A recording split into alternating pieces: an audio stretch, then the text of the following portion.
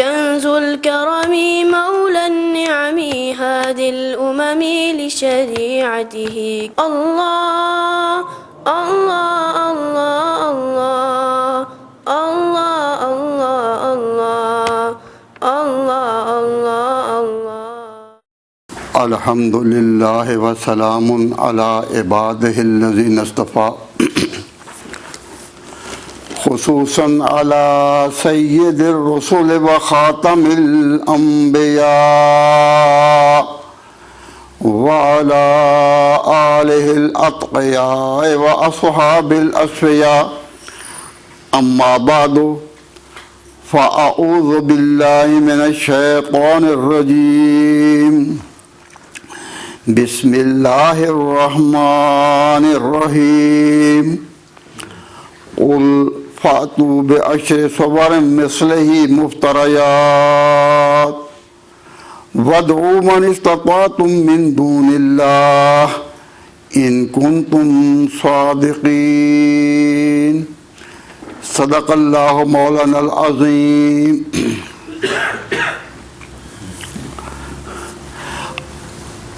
اللہ تبارک و تعالی جل شانہ نے قرآن کریم میں ان لوگوں کو جو نبی پاک صلی اللہ علیہ وسلم کے دعویٰ رسالت پر اعتراض کرتے تھے ارشاد فرمایا، اور انہوں نے کہا کیا؟ انہوں نے کہا کہ اگر یہ واقعی اللہ کا رسول ہے تو اس کے ساتھ کوئی بہت بڑا خزانہ اترتا، سونے کا ایک ذخیرہ اترتا تو معلوم ہوتا کہ ہاں واقعی بڑا ہے. اگر یہ نہیں تو کم از کم یہ روحانی پیرایا ہوتا کہ پیچھے کوئی فرشتہ کھڑا ہو تاکہ معلوم ہو کہ یہ خدا کا طرف سے نمائندگی کر رہا ہے. تو یہ دو مطالبے انہوں نے کیے. پہلا مطالبہ یہ تھا لولا انزل علیہ کنز، اس پر کوئی دولت کا ڈھیر کیوں نہ اترا، آگے آگے وہ دولت و خزانہ وہ لوگ کھینچے لے آئیں گے. اور جاء معہ ملک، یا کوئی فرشتہ پیچھے ہوتا. تو انہوں نے جو معجزے مانگے وہ دو تھے، ایک خزانہ اور ایک پیچھے فرشتہ ہو.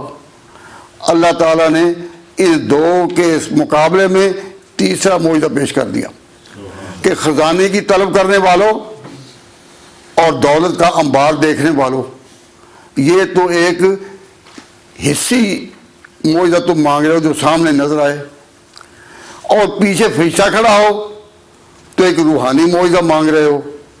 ان دونوں سے بالا میں علمی معجزہ لے کر آیا ہوں، اور وہ اللہ کی کتاب ہے قرآن پاک. تو یہ علمی معجزہ ان دونوں سے آگے ہے. تمہیں اس سے تو نصیحت نہیں ہوتی، اور وہ مانگ رہے ہو جو اس سے کم ہے. سونے کے ڈھیر ہوں تو اس سے تو اس سفارتی حدود معلوم نہیں ہوتی، سفارتی شان نہیں ابھرتی. تم نے یہ کیا چیز مانگی؟ ان دونوں سے بڑا معجزہ جو ہے قرآن وہ پیش. اور اگر تم قرآن کے بارے میں یہ شک کرتے ہو کہ یہ پیغمبر نے خود بنایا ہے تو تم بھی ایسی 10 صورتیں بنا لو. اور دوسرے مقامات سے پتہ چلتا ہے کہ اللہ تعالیٰ نے یہ بھی کہا کہ تم بنا نہیں سکو گے. تو قرآن پاک ایک بے مثل کتاب ہے، کوئی اپنی طرف سے کوئی بات بنا کر اس میں ڈال سکتا ہے؟ نہیں. تو یہود و نصارہ تو مقابلے میں نہ آ سکے. انہوں نے کوئی آیت اور کوئی صورت مقابلے میں تجویز نہ کی، نہ یہود نے نہ نصارہ نے. اور جب اسلام ہندوستان میں آیا تو ہندوؤں کو بھی یہ چیلنج تھا کہ اگر یہ کتاب اللہ کی نہیں تو ایسا کلام تم بھی بنا لاؤ گے، اور وہ بھی نہ لا سکے. تو یہ مسئلہ عقیدے کا ہے اور بہت پختہ ہے اور پکا ہے کہ قرآن کی مثل کوئی نہیں لا سکتا. لیکن نہایت افسوس سے کہنا پڑتا ہے کہ مثل پیش کرنے میں بڑے تو وہی لوگ بڑے جو خود کلمہ پڑھتے تھے. جو کلمہ پڑھتے تھے وہ آگے. وہ کون ہیں؟ شیعہ. انہوں نے قرآن پاک کی آیتوں کی غلطیاں نکالی اپنے خیال میں اور کہا یہ آیت یوں نہیں تھی، یوں تھی، یہ سورت یوں نہیں تھی بلکہ یوں تھی. اور سب سے لمبی سورت احزاب تھی. اب سورت سب سے بڑی جو ہے وہ البقرہ ہے.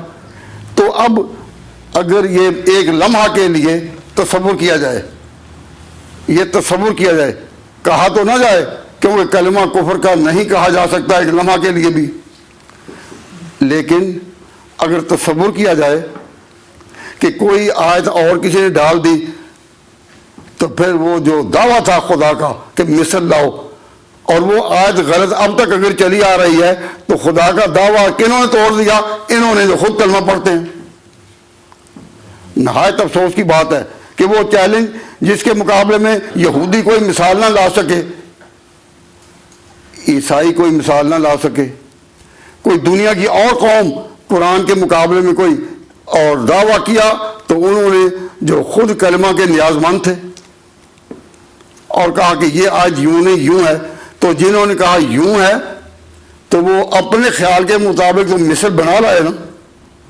قرآن کا جو چیلنج تھا کہ فاتو بآیت من مثلہ، کہ ایک آیت بھی بنا لاؤ، تو آج بھی یہودی عیسائی کہہ سکتے ہیں کہ دیکھا تمہارے اپنے ہی دائرہ کے لوگ جو ہیں وہ بنا لائے یا نہ، تم ہمیں جھوٹا کر رہے ہو. تو مسلمانوں کا پوری دنیا کو یہ چیلنج رہا ہے کہ قرآن کی مثل تم ایک آیت بھی نہیں لا سکتے، اور یہ لوگ کہتے ہیں ہم نے بنا کر رکھ دی اور لے آئے سامنے. طرح طرح کی مختلف مقامات پر انہوں نے تجویز کی. تو اگر یہ بات ایک لمحہ کے لیے تصور کی جائے، میں یہ نہیں کہہ رہا ایک لمحہ کے لیے مان لی جائے، کیونکہ جو کفر کی بات ہو وہ ایک لمحہ کے لیے بھی مانی نہیں جا سکتی، لیکن اگر تصور کرو تو پھر تو مسلمانوں کا جو دعویٰ تھا، بلکہ قرآن کا جو دعویٰ تھا، بلکہ خدا کا دعویٰ تھا کہ ایسی مثل لے آؤ، وہ تو ٹوٹ گیا نا. یہ کہہ سکیں ہم لے آئے ہیں. ہماری تفسیروں میں وہ آیتیں لکھی ہوئی ہیں کہ آیت یوں نہیں تھی یوں تھی. تو ان میں اس سے یہ پتہ چلا کہ اللہ تبارک و تعالیٰ جل شانہ نے جو قرآن پاک کو یہ کہا کہ یہ معجزہ ہے، تو یہ معجزہ ہونا اس کا یہ اسی وقت تھا یا ہمیشہ کے لیے ہے؟ اللہ تعالیٰ نے اسی آیت اسی موضوع میں آخر میں ایک بات یہ بھی کہی کہ افمن کان علی بینۃ من ربہ ویتلوہ شاہد منہ، کہ جس کے پاس یہ قرآن ہو ویتلوہ شاہد منہ، اور قرآن جہاں جہاں جائے گا اس کے ساتھ ایک ایک گواہ ہوگا. فرمایا افمن کان علی بینۃ من ربہ، کہ جو شخص بھی اس قرآن پر قائم ہو جائے اور اس کو اللہ کی کتاب مان لے، وَيَتْلُوهُ شَاهِدٌ مِّن رَبِّهِ، اور اس کے ساتھ ساتھ ایک گواہ بھی چلا کرے گا، جہاں قرآن جائے گا وہ گواہ ساتھ ہوگا. وَيَتْلُوهُ، اس قرآن کے ساتھ ساتھ پیروی کرے گا پیچھے کون؟ شاہد منہ. تو علماء نے اس پر بڑی بحثیں کی ہیں کہ وہ گواہ کون سا ہے. تو اس میں زیادہ اقرب الی الفہم یہ بات ہے کہ وہ گواہ قرآن کے اندر کی یہ شہادت ہے کہ اس کا مثل کوئی نہیں لا سکے گا، کہ جب تک قرآن دنیا میں ہے اور جہاں جہاں بھی جائے گا یہ دعویٰ ساتھ جائے گا کہ اس کی مثل کوئی نہیں. تو وہ یتلو شاہد، ایک گواہ ساتھ ساتھ چلے گا، یعنی قرآن کے بے مثل ہونے کا. تو اب قرآن ایک پرانی کتاب بھی نہیں رہی کہ اس وقت اس کا کوئی مقابل نہیں ہو سکا اور کوئی چیز سامنے نہیں لا سکا، یہ نہیں، بلکہ یتلو شاہد میں ہو، اس کے اندر سے ایک گواہ ہے. یہ اللہ کی کتاب ہے قرآن کریم، یہ جہاں بھی جائے گا وہ اندر اسے گواہ خود موجود ہے، اور وہ گواہ کیا ہے کہ یہ بے مثل کتاب ہے، اس کی ایک آیت بھی کوئی نہیں بنا سکتا. تو جو ہمارا عقیدہ ہے کہ یہ بے مثل کتاب ہے، اس کو توڑنا تھا تو انہی نے جو اسی پیغمبر کا کلمہ پڑھنے والے جس پر یہ قرآن اترا. اور اس کے بارے میں اس بات یہ جو بات کہی جا رہی ہے کہ آیت یوں نہیں تھی یوں تھی، اس کے بارے میں مختصر بات کرتا ہوں کہ یہ دعویٰ بالکل غلط ہے. قرآن پاک کی ایک آیت بھی لائق تبدیل نہیں، اور ایک آیت بھی اس میں کوئی داخل کر دی جائے تو قرآن کا اندر کا گواہ جو ہے وہ ڈوب گیا. جب اللہ تعالیٰ فرماتا ہے یتلو شاہد منہ، وہ گواہ ساتھ ساتھ چلتا ہے، تو کوئی ایسا لمحہ نہیں آئے گا جب تک دنیا قائم ہے اور جب تک قرآن کی آواز ہے کہ جب تک قرآن کی یہ شان اعجاز کہ کوئی شخص بھی ایک آیت ایسی نہیں بنا سکتا نہ اس میں داخل کر سکتا ہے. یہ خدا کا دعویٰ، قرآن کا دعویٰ، مسلمانوں کا اور اہل سنت والجماعت کا دعویٰ قائم رہے گا. یہ قرآن کریم ایک کتابی شکل میں آیا حضرت ابوبکر صدیق رضی اللہ تعالیٰ عنہ کے دور سے، اور ہم ان کے بارے میں آج ایک خصوصی پروگرام بھی رکھتے ہیں. اس خصوصی پروگرام میں یہ بات جاننے کے لائق ہے کہ نبی پاک صلی اللہ علیہ وسلم، نبی پاک صلی اللہ علیہ وسلم کے بعد امام برحق خلیفہ راشد حضور کے جانشین حضرت ابوبکر صدیق رضی اللہ تعالیٰ عنہ. اب یہ ہماری اس سے تاریخ بنتی ہے، قرآن سے ہمارا عقیدہ بنتا ہے اور صحابہ سے ہماری تاریخ بنتی ہے. ہم نہ قرآن کو چھوڑ سکتے ہیں نہ صحابہ کو. قرآن کریم سے عقیدہ بنتا ہے، صحابہ کرام سے ہماری تاریخ چلتی ہے. ہم نہ عقیدہ چھوڑ سکتے ہیں اور نہ اپنی تاریخ کو بھلا سکتے ہیں. تو مسلمانوں کے لیے ضروری ہے کہ اس بات کو جانیں کہ یہ جو مختلف چینلز میں پروپیگنڈا کیا جا رہا ہے، اور ان دنوں 3 چینلز پر مختلف طریقے سے یہ بات کہی جا رہی ہے کہ حضرت ابوبکر صدیق رضی اللہ تعالیٰ عنہ انہوں نے خلافت پر بزور قبضہ کر لیا تھا، اور وہ خلافت پر انہیں نہیں آنا چاہیے تھا. خلافت کا زیادہ حق جو تھا وہ حضرت علی مرتضیٰ کو تھا، کیونکہ وہ ان کے قریبی وہی تھے. یہ بات آپ نے بھی کئی دفعہ سنی ہوگی. تو اتفاق سے درس کے دوران یہ موضوع آ گیا تو میں نے کہا کہ اس پر بھی کچھ میں گزارش کروں، اور اللہ تعالیٰ نے توفیق دی.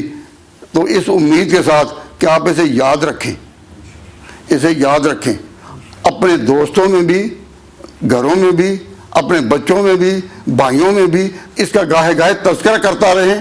اور تذکرہ کرنے کا فائدہ یہ ہے کہ وہ بات یاد ہوتی ہے بار بار. یہاں بحمد اللہ تعالیٰ کئی حافظ قرآن بھی بیٹھے ہیں.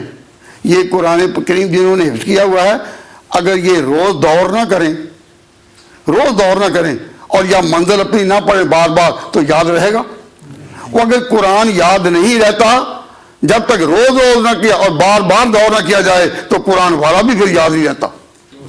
جس طرح قرآن کی یاد روز ہے تاکہ حفظ صحیح رہے، تو قرآن لانے والے اور قرآن جمع کرنے والے ان کی یاد بھی ہمیشہ ہونی چاہیے. قرآن پیش کیا حضور نے اور جمع کیا ان کو کتابی شکل میں پہلی خلافت میں حضرت ابوبکر صدیق رضی اللہ تعالیٰ عنہ. تو قرآن یاد رہ سکتا ہے. میں حفاظ کرام سے پوچھتا ہوں کہ قرآن کریم یاد رہ سکتا ہے اگر روز کا دور نہ ہو؟ نہیں. تو پھر قرآن لانے والا بھی اور جمع کرنے والا بھی یاد نہیں رہ سکتا جب اس کا بار بار تذکرہ ہو. گاہے گاہے باز خاں ای قصہ پاری نہ رہا، گاہے گاہے باز خاں. اس کو پڑھتے رہو، ذکر کرتے رہو. جن قوموں میں اپنے اسلاف کا جہاں سے ان کی تاریخ چلی ہے یاد باقی نہ رہے، وہ قوم بھی باقی نہیں رہتی. تو میں اس وقت اس طرف توجہ دلا رہا ہوں کہ یہ جو کہا جاتا ہے کہ جی خلافت جو ہے وہ حضرت علی کا حق تھا، اس کو ذرا ایک دو لمحوں کے لیے غور کریں. بیشتر اس کے کہ میں اپنی بات کا آغاز کروں اس طرف توجہ دلاتا ہوں کہ ذرا تھوڑا سا اس پر عنوان پر غور کر لیں کہ یہ ان کا حق تھا جس کے ناموں کی نہیں ہے انتہا، جس کے ناموں کی نہیں ہے انتہا، ابتدا کرتا ہوں اس کے نام سے. اب ذرا اس پر غور کروں کہ یہ ان کا حق تھا. تو میں پہلا سوال یہ کروں گا یا اس طرح توجہ دلاؤں گا کہ اس حق سے سب سے پہلے دستبردار کون ہوا؟ اگر کسی کا کوئی حق ہو، اگر کسی کا کوئی حق ہو اور وہ اسے خود ہی دستبردار ہو جائے تو پھر کسی کو دعویٰ کرنے کا حق ہے؟ اگر کسی کا حق ہو نا اور وہ دستبردار ہو جائے اپنے حق سے، تو پھر اس کو یا اس کے کسی عزیز کو دعویٰ کرنے کا حق ہوتا ہے؟ نہیں، وہ دستبردار ہو گیا۔ اب پیغمبروں کی ایک تاریخ چلتی ہے مسلسل، جتنے پیغمبر آئے اپنی اپنی جگہ سب نے اعلان کیا کہ ہم آپ سے کوئی اجر رسالت نہیں مانگتے، خدا کی طرف سے ہم نے جو رسالت پہنچائی، خدا کی طرف سے جو پیغام پہنچایا، ہم اس پر کوئی اجر نہیں مانتے۔ ہم آج کل یہ سورہ ہود سے گزر رہے ہیں، سورہ ہود سے، تو سورہ ہود میں کہ حضرت ہود علیہ الصلوۃ والسلام اللہ کے پیغمبر ہیں، ان کی دعوت اللہ تعالیٰ نے، اور پھر اگلے پیغمبر کی، پھر اگلے پیغمبر کی، پھر اگلے پیغمبر کی، ایک بڑے تسلسل کے ساتھ سورۃ الشعراء میں اللہ نے تذکرہ کیا ہے۔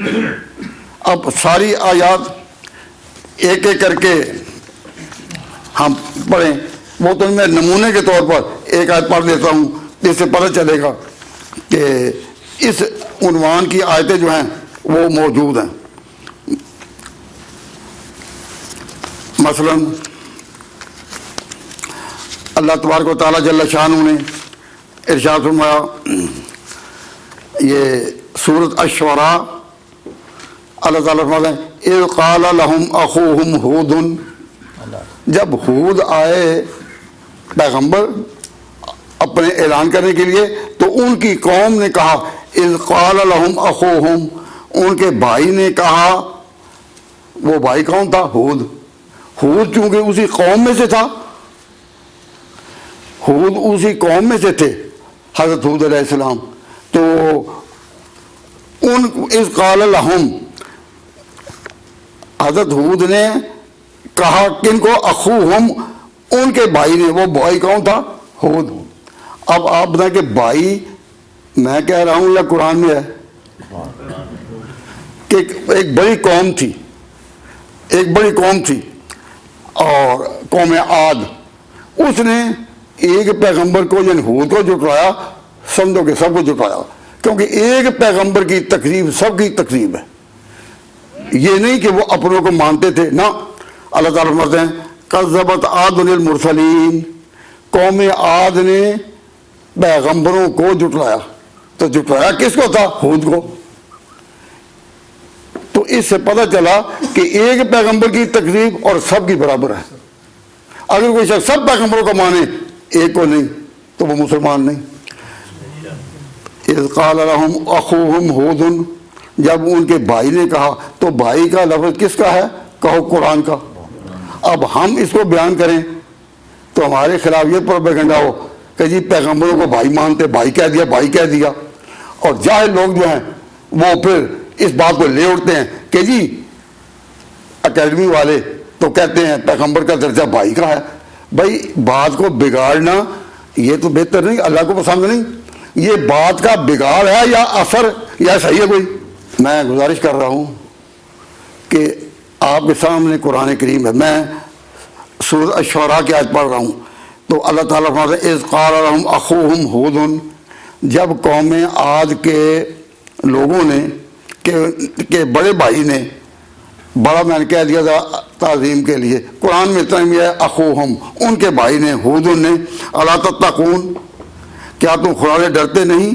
انی لکم رسول امین، میں تمہارے لیے پیغام لانے والا ہوں اور قابل امان، میں معتبر ہوں۔ فتقوا اللہ، ڈرو اللہ سے، واطیعون، اور میری اطاعت کرو۔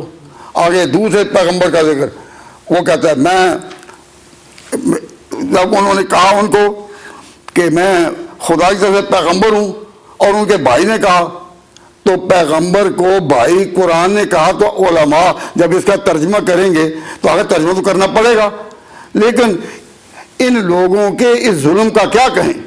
ہمارا دل دکھتا ہے کہ عام لوگوں میں پھیلا دی بات کہ جی یہ پیغمبر کو بھائی کہہ دیا، بھائی کہہ دیا، اور کسی میں اتنی ہمت نہیں کہ کوئی آ کر ہم سے پوچھ لے۔ اگر ایسا پروپیگنڈا ہو تو اسلامی اکیڈمی کی طرف سے اعلان چلا آ رہا ہے اور اس کا آغاز کر دیا گیا ہے کہ جس کو علماء دیوبند کے بارے میں ایسی کوئی بات سننے کا موقع ملے، وہ زور کی نماز کے بعد اکیڈمی میں آ جائے، 5 دنوں میں سے کسی دن آ سکتا ہے یا فون کر دے تو آ کر جو بھی شبہ وہ سمجھ لے. ہم کمیونٹی کو جوڑنا چاہتے ہیں, توڑنا نہیں چاہتے. ان ملکوں میں جو غیر اسلامی ممالک ہیں ان میں مسلمانوں کو اور امت کو جوڑ کر رکھنے کی ضرورت ہے. تو جس کو کوئی شبہ ہو علماء دیوبند کی کسی بات, یہ اہل سنت والجماعت عقیدے کے ہیں اور وہی دعوت ہے جو اسلام میں پہلے بزرگوں سے صحابہ کے دور چلی آ رہی ہے. کوئی نہیں, جگہ کا نام ہے دیوبند, وہ کوئی عقیدہ علیحدہ نہیں ہے. تو میں یہ بتاتا ہوں کہ یہ کیا ظلم نہیں کہ جی پیغمبر کو بھائی کہہ دیا. بہرحال یہ میرا آج کا موضوع نہیں, میں یہ توجہ دلا رہا ہوں کہ جب حود علیہ السلام الا تتقون تو آگے ڈرتے نہیں, تو آگے کہا وما اسألکم علیہ من اجر, میں تم سے کوئی اجر نہیں مانگتا, میں تم سے کوئی صلہ نہیں مانگتا, میں تم سے کوئی قیمت نہیں مانگتا. کس کی؟ حضرت حود نے کیا آواز اٹھائی تھی, وہی جو ہم سورۃ حود میں پڑھ رہے ہیں. تو انہوں نے کیا آواز اٹھائی تھی؟ اس پر کہا کہ میں تم سے کوئی اجر نہیں مانگتا. تو پیغمبروں کی تاریخ ہے اور تمام پیغمبروں کا اجتماعی کارنامہ ہے کہ وہ اجر رسالت نہیں مانگتے. اگر آپ کے ذہن میں یہ بات آ جائے کہ کوئی پیغمبر اس نے اپنا اجر رسالت نہیں مانگا, اور اسی صورت میں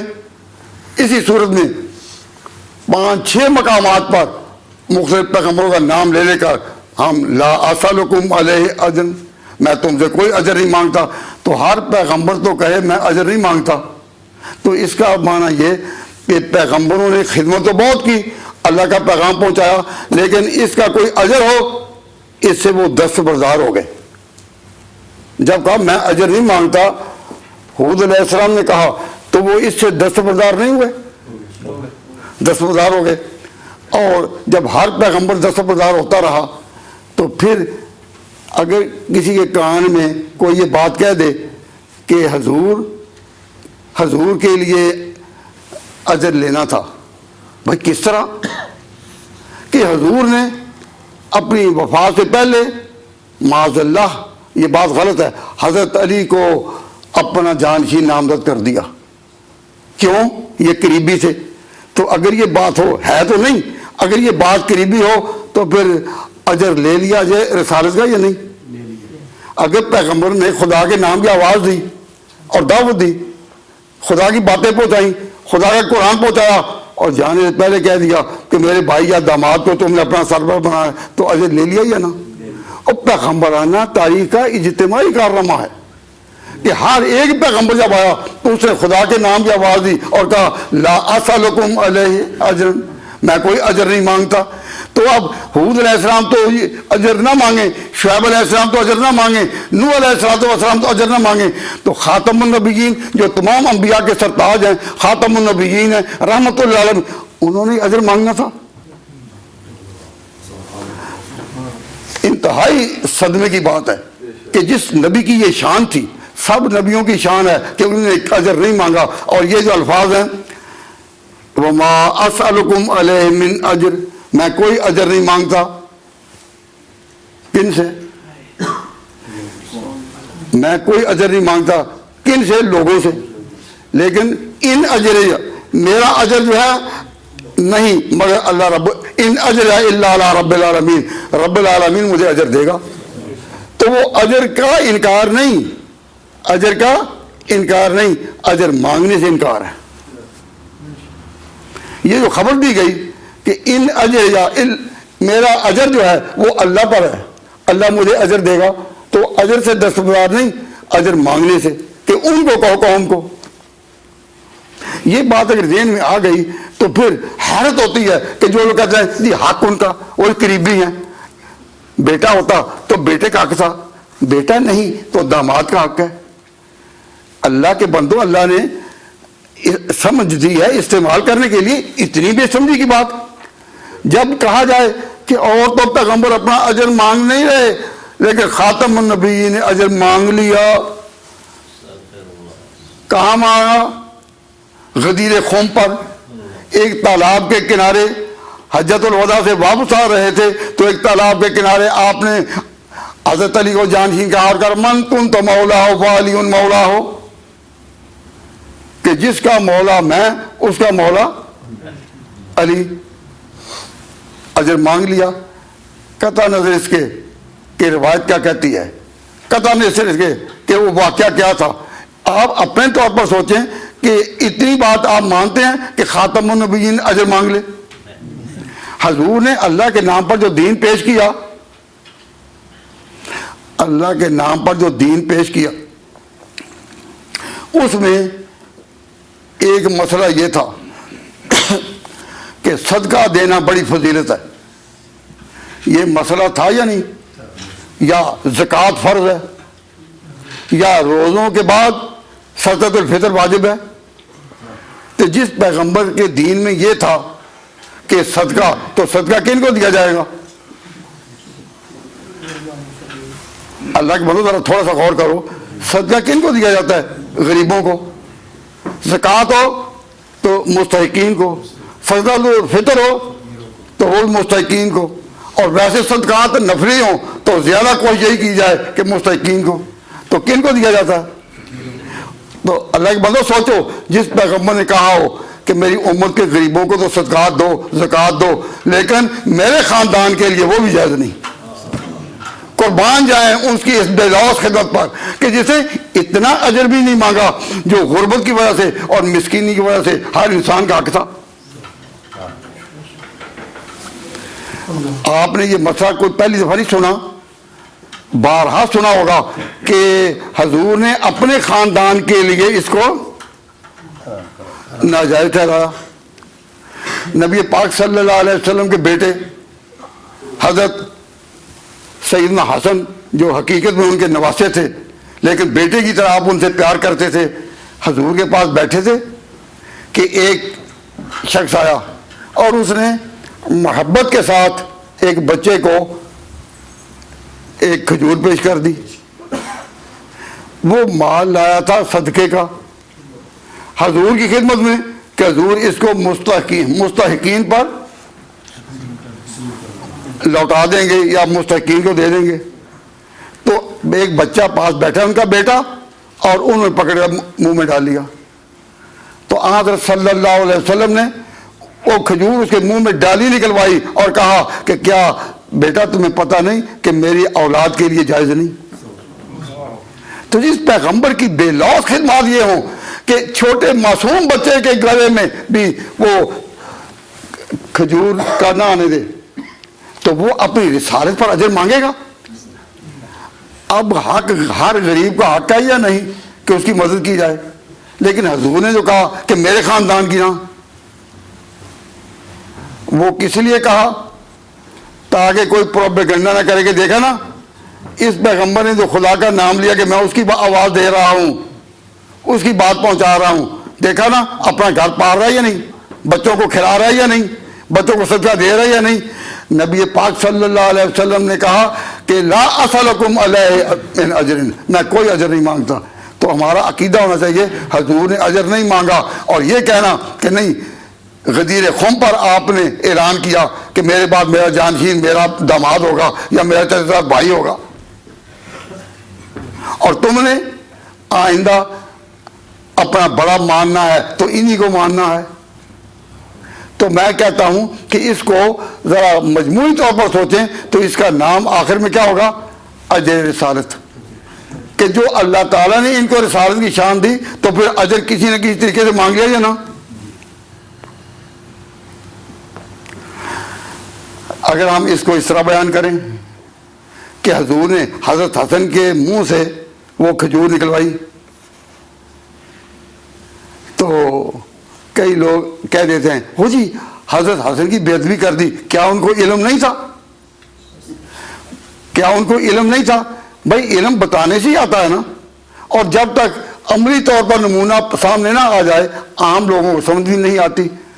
منشا خداوندی یہ تھا کہ لوگ دیکھ لیں کہ بچہ ہے اس کے منہ میں ایک سویٹ ایک میٹھی چیز رکھی ہے, پیغمبر نے وہ بھی نکلوا دی. تو دوسروں کو سبق دیا جائے. تو اگر حضرت حسن کو کہا کہ یہ کھجور نا, تو اگر حضرت ابوبکر صدیق نے حضرت فاطمہ کو کہہ دیا کہ پیغمبر کی وراثت نہیں ہوتی، تم جو فدق کا مطالبہ کرتے ہو یا تم جو سوال کرتے ہو اس پر فدق ایک کیا حضرت فاطمہ زہرا کی عزت پر کئی فدق قربان کیے جا سکتے ہیں، لیکن جس پیغمبر کی بیٹی ہے اس کا دین ایک امانت ہے، اس امانت میں خیانت تو نہ ہو۔ حضور نے فرمایا کہ پیغمبروں کی وراثت نہیں ہوتی، تو کہتا ہے جی کیا حضرت فاطمہ کو پتہ نہیں تھا؟ یہ اسی طرح جیسا کہ جی حضرت حسن کو پتہ نہیں تھا کہ کھجور منہ میں نہیں ڈالنی، منشا خدا بندی یہ تھا کہ لوگوں کو پتہ چل جائے، اور پتہ چل گیا۔ تو میں عرض کر رہا ہوں کہ نبی پاک صلی اللہ علیہ وسلم اپنی اولاد کے حق میں اجر رسالت سے خود دستبردار ہو گئے یا نہیں؟ خود دستبردار۔ ان کے لیے زکوٰۃ بھی جائز نہیں، ان کے لیے صدقہ فطر بھی جائز نہیں، اور بھی جو صدقے ہیں وہ نہیں۔ تو حضرت صلی اللہ علیہ وسلم نے کیا خلافت ہی اپنے قریبیوں کو دینی تھی؟ اس سے بڑھ کر اس اصول کی مخالفت اور کس بات میں ہوگی؟ تمام پیغمبر جو ہیں وہ بولتے ایک ہی خزانہ غیب سے ہیں، اور جو بھی آیا کہا لا اسألکم، میں نہیں مانگتا، میں نہیں مانگتا، میں نہیں مانگتا، اور جو تمام پیغمبروں کا سردار ہو اس کے بارے میں کہنا نہیں آخر میں مانگ لیا تھا، ساری عمر تو کہتے نہیں مانگتا، لیکن آخر میں کہا کہ میرے قریبی جو ہیں ان کو آگے کروں گا۔ میں اس وقت ضمنی طور پر ایک بات کہتا ہوں، ذرا سوچے کہ کہتے جی انہوں نے غدیر خم پر کہہ دیا من کن تو مولا ہو علی مولا ہو، جس کا مولا میں اس کا مولا علی، تو مولا کتنے ہو گئے؟ بھائی آپ گنتی میں ماشاءاللہ ماہر ہیں، کوئی کمزور تو نہیں، اور پھر جن کو پاؤنڈ گننے پڑے وہ تو بہت ہی ماہر ہوں گے۔ تو جس کا مولا میں اس کا مولا علی، تو مولا کتنے ہو گئے؟ دو۔ تو ایک وقت میں دو مولا تو ہو سکتے ہیں، لیکن ایک وقت میں دو بادشاہ نہیں ہو سکتے، ایک وقت میں دو سربراہ نہیں ہو سکتے، ایک وقت میں دو خلیفہ نہیں ہو سکتے، ایک نماز میں دو امام نہیں ہو سکتے، بھی ہو سکتے ہیں؟ نہیں۔ تو مولا کتنے ہو گئے؟ دو۔ اب مولا کا کیا معنی ہے یہ بعد میں پتہ چلے گا، لیکن اتنا تو پتہ چلا کہ خلیفہ کا معنی نہیں، کیونکہ خلیفہ ایک ہی ہو سکتا ہے، دو نہیں۔ اور ملک کا سربراہ ایک وقت میں ایک ہی ہوتا ہے، دو نہیں ہوتے۔ تو حضور جب سربراہ تھے تو اس وقت یہ تو کہہ سکتے تھے کہ میرے بعد علی تمہارا مولا ہوگا، علی مولا ہوگا بعد میں، تو پھر بات کوئی سینسو بن جاتی نا، لیکن کہا کہ جس کا مولا میں اس کا مولا علی، تو معلوم ہوا کہ یہاں مولا اس معنی میں ہے جو معنی کے اعتبار سے اس کا مورد اور مصداق دو ہو سکیں۔ یہ ہمارا اہل سنت والجماعت کا عقیدہ ہے کہ حضور بھی مولا اور علی بھی مولا۔ مولا کے معنی دوست جس سے محبت ہو۔ ہم بیک وقت عقیدہ رکھتے ہیں کہ علی بھی ہمارے مولا اور حضور بھی ہمارے مولا۔ تو مولا میں تعدد ہو سکتا ہے، تعدد کا معنی کئی، تباہد نہیں ہو سکتا، اور خلافت تباہد کو چاہتی ہے، امامت تباہد کو چاہتی ہے، ملک کا سربراہ ہونا تباہد کو۔ تو معلوم ہوا کہ اس میں خلافت کا کوئی مفہوم نہیں اور نہ دخل ہے۔ لیکن جب جھوم کر ذاکر کہتے ہیں کہ جی حضور نے بنا دیا تھا، تو آپ اس کی بات اور تفصیل میں جانے سے پہلے ان سے سوال کر سکتے ہیں تو ہمیں تو یہ بتایا گیا کہ حضور نے اجر نہیں مانگا، تو اگر آپ نے بنا دیا ان کو تو پھر تو اجر لے لیا یا نا؟ اگر اصولی طور پر ایک بات ذہن میں آ جائے کہ پیغمبر نے اجر نہیں مانگا، اور جو رعایت اپنی امت کو دی کہ اگر تم غریب ہو تو صدقہ لے سکتے ہو، اتنی رعایت بھی اپنے خاندان کے لیے حرام کر دی۔ یہ جو میں مسائل بتا رہا ہوں یہ آپ سب نے 12 سنے ہوں گے کہ سید کے لیے صدقہ جائز نہیں، زکوٰۃ جائز، سنا ہے کہ نہیں؟ تو ان پر حرام کس نے کیا؟ حضور نے۔ تو حضور نے جب ان کے لیے حرام کیا تو آپ اجر رسالت سے دستبردار ہو گئے یا نہیں؟ تو جو ہر میدان میں لوگوں کو یہ بتاتے رہے کہ میں تم سے اجر نہیں مانگتا، اور انہوں نے اجر مانگنا تھا تو وہ غدیر خم میں مانگنا تھا کہ جی روایات میں آتا ہے، روایات اصولوں کو نہیں توڑ سکتی. مسلمانوں کے کچھ متفق علیہ اصول ہیں، تو روایات اصول کو نہیں توڑ سکتی.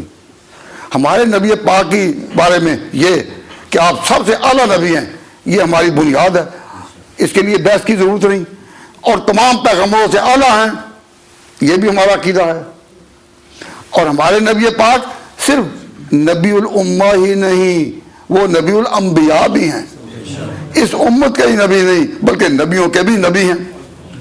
اور اللہ تعالیٰ نے ایک رات حضور کی شان اس طرح دکھائی کہ معراج کی رات ہے، نبی پاک بیت المقدس میں نماز پڑھا رہے ہیں، اس نے اپنی قدرت سے سارے پچھلے پیغمبروں کو حاضر کر دیا اور پیچھے کھڑے ہوئے. اور امام کون ہے؟ حضور.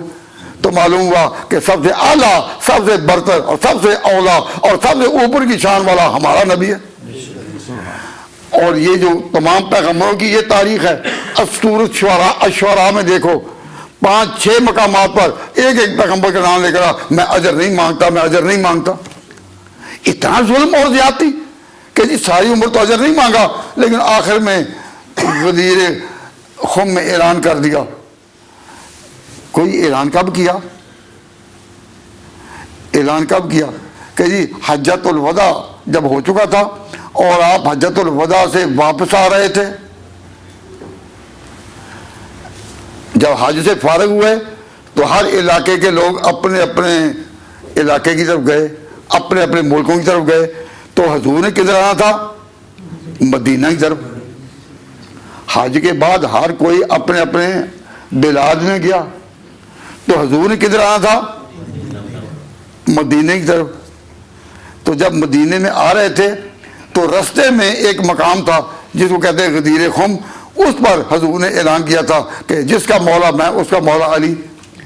اول تو یہ جس سے یہ الفاظ سنے ہوں گے اس کو اسی وقت پتہ چل گیا کہ یہ یک وقت 2 مولا ہو سکتے ہیں، 2 دوست ہو سکتے ہیں، 2 محبوب ہو سکتے ہیں، لیکن سربراہ سلطنت ایک وقت میں ایک ہی ہوتا ہے.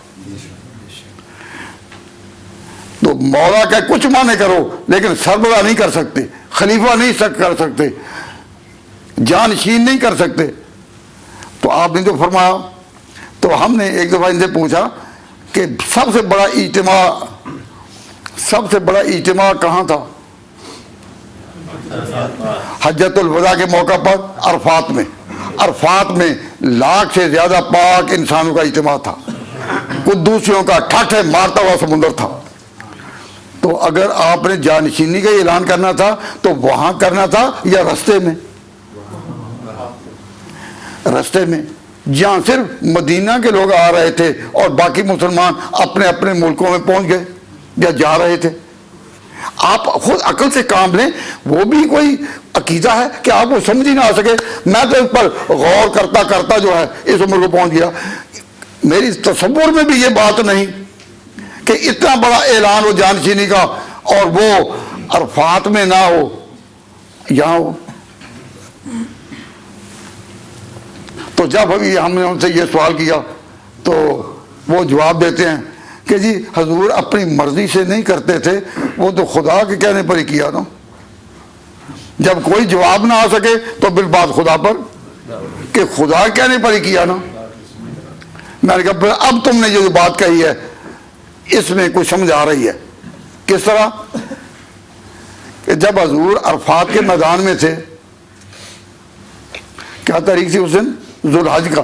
ذوالحج کا مہینہ تھا، حج کا دن ذوالحج کا مہینہ تھا، عرفات کی حاضری تھی. تو کیا تاریخ تھی ذوالحج کی؟ 9. تو 9 ذوالحج کو حج ہوا. تو حضور اس وقت عین عرفات کے میدان میں یہ آیت اتری، الیوم اکملت لکم دینکم، آج تمہارا دین مکمل کر دیا، میں نے تمہارا دین مکمل کر دیا. وَأَتْمَمْتُ عَلَيْكُمْ نعمتی، اور اپنی نعمت تمام کر دی.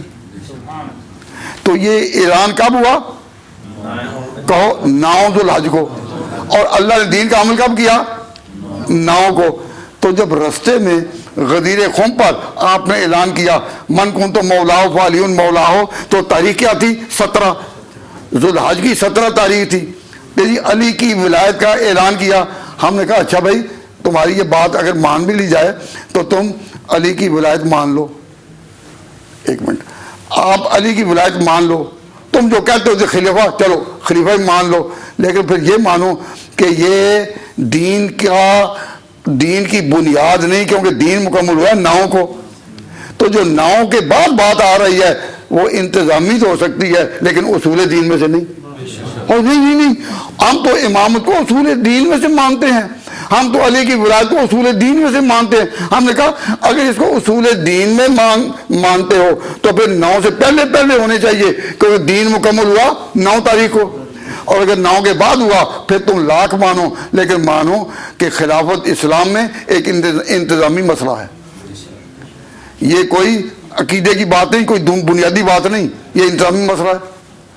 اب کہتے ہیں کہ اگر انتظامی مانگیں تو ہمارا یہ عقیدہ کہ خلافت اصول دین میں سے ہو جاتا ہے، اور اگر کہیں کہ اصول کی بات ہے تو پھر کہتے ہیں کہ آیت جو ہے وہ 9 کی بجائے 17 کیا اتری. کوئی بات سمجھ آ رہی کہ نہیں؟ تو ہم نے کہا بھئی یہ سچ ہے. تو پھر ایک بات بنائی، اور بات غلط کہی جائے تو وہ غلطی ہوتی ہے. بات کیا بنائی کہ جی آج پھر دوبارہ پھر نازل ہو گئی تھی، 2 دفعہ نازل ہوئی، 2 دفعہ نازل ہوئی. اور سورۃ حرم شریف جو ہے اس کے بارے میں بھی تو کہتے ہیں 2 دفعہ نازل ہوئی، تو ایک دفعہ ادھر نازل ہوئی، ایک دفعہ ادھر نازل ہوئی. تو میں بھی اس کا جواب دے سکتا ہوں، لیکن کروں گا ایک وقت میں ایک کام ہوتا ہے. یہ وقت ہو گیا نماز کا، نماز کا وقت ہو گیا ہے. تو اب ایک وقت میں تو ایک ہی کام ہوتا ہے نا. تو میں اس کا جواب دے سکتا ہوں لیکن ابھی نہیں دوں گا. اگر آپ تعامل کریں تو نماز کے ٹائم پر تو ہمارا پروگرام ختم ہو جاتا ہے نا. لیکن آج اگر اس پروگرام کو نماز کے بعد بھی جاری رکھیں تو آپ سب ایگری کرتے ہیں، اگر نہیں تو پھر کل پر رکھ لیں. نماز کے بعد زیادہ حضرات یہی کہہ رہے ہیں کہ جی آج نماز کے بعد ہی. تو نماز کے بعد یہ سوال مجھ سے کوئی کرے کہ یہ من کن تو مولا فعلی مولا ہو کب کہا تھا، تو آپ کو سب کو یاد ہونا چاہیے تاریخ عظیم 17، اور دین مکمل کب ہوا تھا؟ 9 کو. اب اللہ نے آیت الیوم اکملت لکم دینکم کب نازل کی؟ اس کے لیے 2 گواہ ہیں میرے پاس. ایک حضرت عمر رضی اللہ تعالیٰ عنہ نے فرمایا، ان کے صحیح بخاری میں روایت ہے کہ یہ عرفات میں نازل تھی. اور شیعہ کی کتابوں میں سے اصول کافی میں ہے کہ امام باقر کہتے ہیں کہ یہ 9 کو ہوئی. تو 9 پر تو حضرت عمر کا اور امام باقر دونوں کا اتفاق ہو گیا. اب جو 17 میں ہوئی وہ انتظامی چیز ہو سکتی ہے، اصول دین میں سے نہیں. تو یہاں کیونکہ اور کہتے ہیں پھر آیت آ گئی دوبارہ. تو میں اس کا جواب میں انشاءاللہ دوں گا. اللہ تبارک و تعالی جل شانہ ہمت فرمائے. وما علینا الا البلاغ.